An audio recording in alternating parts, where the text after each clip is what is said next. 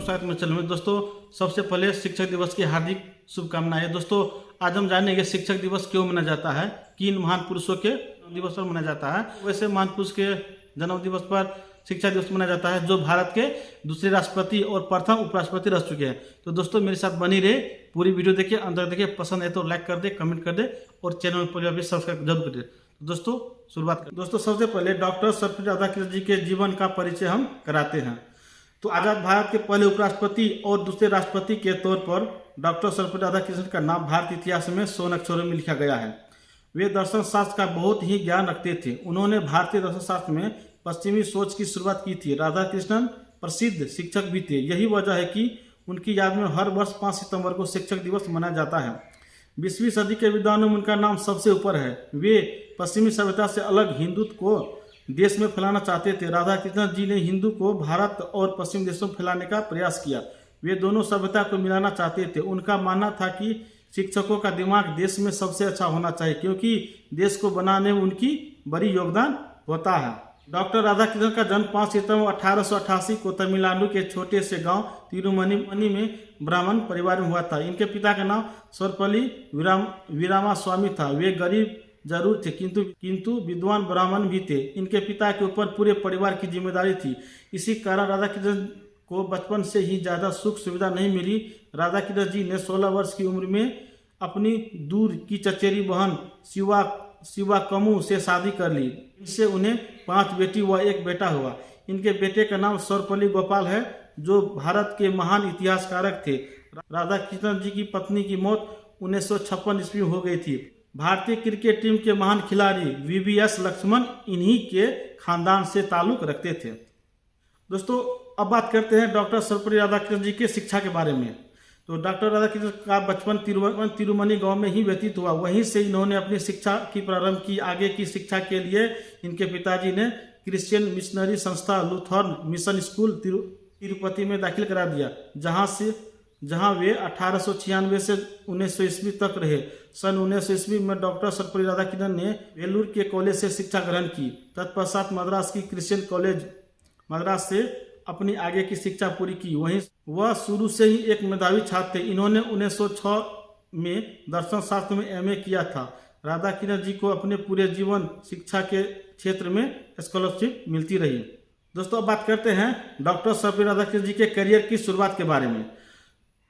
तो 1909 ईस्वी में राधाकृष्णन जी को मद्रास प्रेसिडेंसी कॉलेज में दर्शन शास्त्र का अध्यापक बना दिया गया।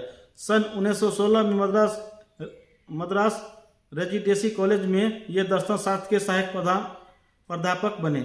1918 में मैसूर यूनिवर्सिटी से उन्होंने दर्शन शास्त्र के प्रोफेसर के रूप में चुना गया। तत्पश्चात वे इंग्लैंड के ऑक्सफोर्ड यूनिवर्सिटी में भारतीय दर्शन शास्त्र के शिक्षक बन गए। शिक्षा को डॉक्टर राधाकृष्णन पहला महत्व देते थे। यही कारण रहा कि वो इतने ज्ञानी विद्वान रहे। शिक्षा के प्रति रुझान ने उन्हें एक मजबूत व्यक्तित्व प्रदान किया था। हमेशा कुछ नया सीखना पढ़ने के लिए उतारू रहते थे। जिस कॉलेज से इन्होंने MA किया था वहीं का इन्हें उप कुलपति बना दिया गया, किंतु डॉक्टर राधाकृष्णन ने 1 वर्ष के अंदर ही इसे छोड़कर बनारस विश्वविद्यालय में उप कुलपति बन गए। इसी दौरान वे दर्शन शास्त्र पर बहुत सी पुस्तकें भी लिखा करते थे। डॉक्टर राधाकृष्णन विवेकानंद और वीर सावरकर को अपना आदर्श मानते थे। इनके बारे में इन्होंने गहन अध्ययन कर रखा था। डॉक्टर राधाकृष्णन अपने लेखों और भाषणों के माध्यम से समूचे विश्व को भारतीय दर्शन शास्त्र से परिचित कराने का प्रयास किया। डॉक्टर राधाकृष्णन आयामी प्रतिभा के धनी होने के साथ ही देश की संस्कृति को प्यार करने वाले व्यक्ति थे। दोस्तों अब बात करते हैं डॉक्टर राधाकृष्णन का राजनीति में आगमन। जब भारत को स्वतंत्रता मिली उस समय जवाहरलाल नेहरू ने राधाकृष्णन से यह आग्रह किया कि वह विशिष्ट राजदूत के रूप में सोवियत संघ के साथ राजनयिक कार्यों की पूर्ति करे। नेहरू जी की बातों को स्वीकारते हुए डॉक्टर राधाकृष्णन ने 1947 से 1949 तक संविधान निर्मात्री सभा के सदस्य के रूप में कार्य किया। संसद में सभी लोग उनके कार्य और व्यवहार की बेहद प्रशंसा करते थे। अपने सफल अकादमिक करियर के बाद उन्होंने राजनीति में अपना कदम रखा। 13 मई 1952 से 13 मई 1962 तक वे देश के उपराष्ट्रपति के रूप में रहे। 13 मई 1962 को ही वे भारत के राष्ट्रपति निर्वाचित हुए। डॉक्टर प्रसाद की तुलना में इनकी कार्यवाही काफ़ी चुनौतियों भरा था, क्योंकि जहां एक और भारत के चीन और पाकिस्तान के साथ युद्ध हुए जिसमें चीन के साथ भारत को हार का सामना करना पड़ा, वहीं दूसरी प्रधानमंत्रियों का देहांत भी इन्हीं के कार्यकाल के दौरान ही हुआ था। उनके काम को लेकर साथ वालों को उनसे विवाद कम और सम्मान ज़्यादा था। दोस्तों, अब बात करते हैं डॉक्टर राधाकृष्णन को मिले सम्मान व अवार्ड के बारे में। तो शिक्षा और राजनीतिक में उत्कृष्ट योगदान देने के लिए डॉक्टर राधाकृष्णन को सन 1954 में सर्वोच्च अलंकार भारत रत्न से सम्मानित किया गया, जो भारत का सबसे बड़ा सम्मान है। 1962 से राधाकृष्णन जी के सम्मान में उनके जन्म दिवस 5 सितंबर को शिक्षक दिवस के रूप में मनाने की घोषणा हुई। सन 1962 में डॉक्टर राधाकृष्णन को ब्रिटिश एकेडमी का सदस्य बना दिया गया। पोप जॉन पॉप ने इनको गोल्डन स्पर से भेंट किया। इंग्लैंड सरकार द्वारा इनको ऑर्डर ऑफ मेरिट का सम्मान प्राप्त हुआ। डॉक्टर राधाकृष्णन ने भारतीय दर्शन शास्त्र एवं धर्म के ऊपर अनेक किताबें लिखी, जैसे गौतम बुद्धा, जीवन और दर्शन, धर्म और समाज, भारत और विश्व आदि की वे अक्सर किताबें अंग्रेजी में लिखा करते थे। 1967 के गणतंत्र दिवस पर डॉक्टर राधाकृष्णन ने देश को संबोधित करते हुए स्पष्ट किया था कि वह अब किसी भी सत्र के लिए राष्ट्रपति नहीं बनना चाहेंगे और बतौर राष्ट्रपति ये उनका आखिरी भाषण रहा।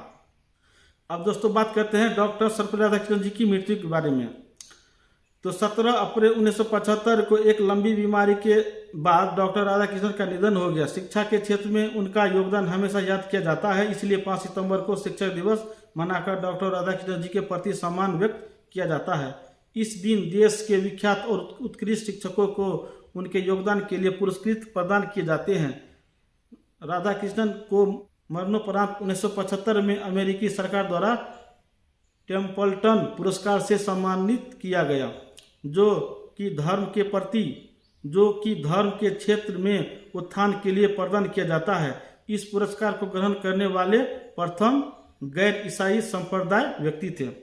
डॉक्टर राधाकृष्णन जी ने अपने जीवन के 40 वर्ष एक शिक्षक बनकर रहे। शिक्षा के क्षेत्र में और एक आदर्श शिक्षक के रूप में डॉक्टर राधाकृष्णन को हमेशा याद किया जाएगा।